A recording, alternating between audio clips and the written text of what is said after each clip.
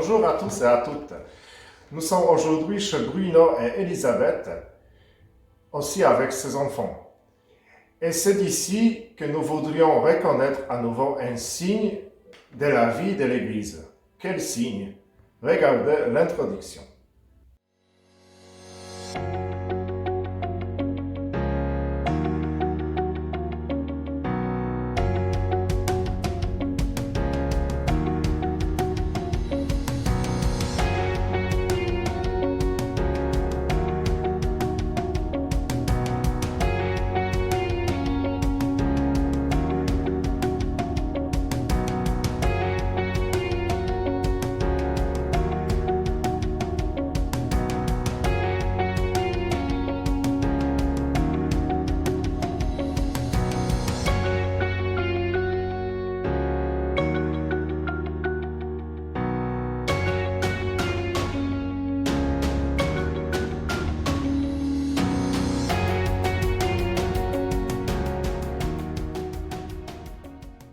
Le signe pour aujourd'hui, la crèche.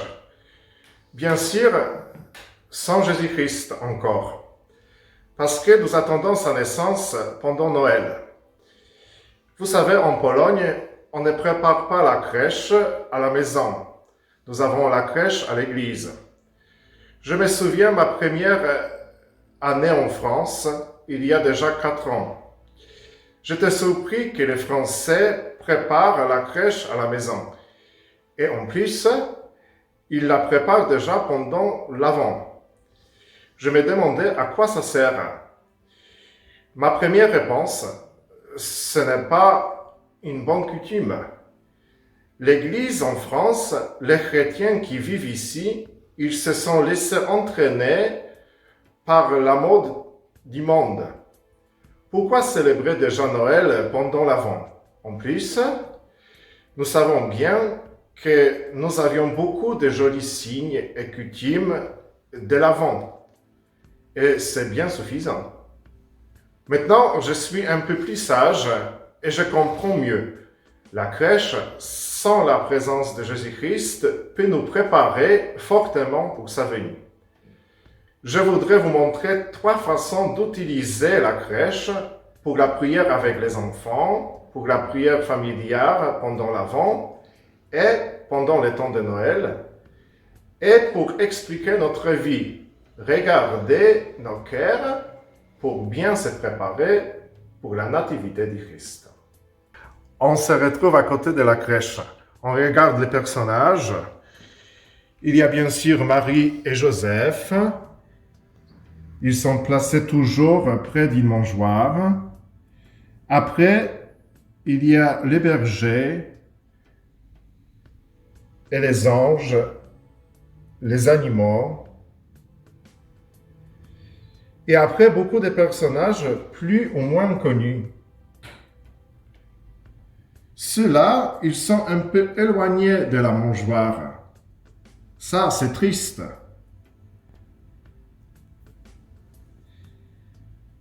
Est-ce qu'on peut bien se préparer pour Noël en étant loin de ces mystères de l'incarnation du Seigneur? Bien sûr que non. Chaque jour, donc, avec les enfants, on peut approcher un des personnages de la crèche pendant la prière. En exemple, aujourd'hui, on prend la grand-mère et le grand-père qui vont s'approcher, qui vont à côté des mangeoires pour regarder bien ce mystère et pour se bien préparer pour Noël. Qu'est-ce que je devrais faire pour reconnaître Jésus nouveau-né? Saint Jean le Baptiste a su quelle réponse donner à chacun et chacune. Et on sait qu'il a donné des réponses différentes à chaque personne. Par tous les personnages, on peut prendre aussi quelque chose pour nous. Deuxième chemin. Pour Jésus nouveau-né, on devrait préparer la mangeoire. On dit qu'il faut préparer la place pour lui dans nos cœurs et dans nos vies. Comment faire symboliquement? On donne à chacun personne de la famille quelques pailles.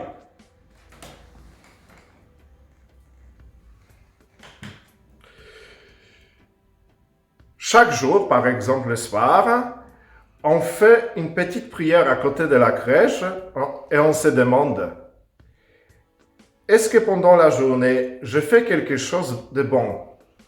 Peut-être que je changeais quelque chose de mauvais en moi. Si oui donc, ça veut dire que je fais un petit pas pour Noël, pour la rencontre avec Dieu. Chaque petite pas, il représente un petit pas pour Noël.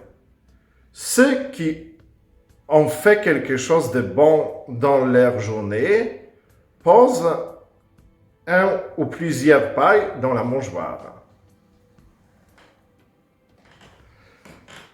Ça nous motive pour préparer Noël en changeant des choses dans notre vie.